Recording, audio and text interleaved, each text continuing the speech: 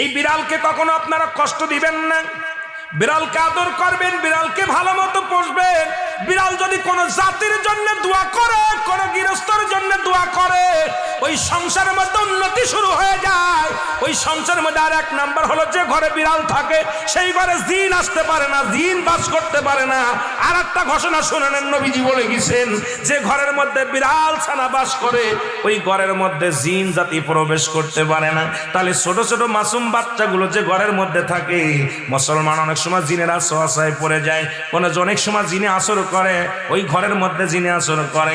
যে ঘরের মধ্যে বিড়ালকে আদর করে বিড়াল থাকে, ওই ঘরের মধ্যে বিলাই বিড়াল বিড়াল বিলাই বিলাই, এইটা যার ঘরের মধ্যে আছে এই ঘরের মধ্যে দুষ্ট জিনেরা আসতে পারে না। জোরে জোরে চিল্লায়া বলা যাবে না মারহাবা। একবার নবী সুলাইমান আলাইহিস সালাম শুনতে পাইলেন পাশের বাড়িতে একটা কুকুরকে কষ্ট দিয়ে বিষ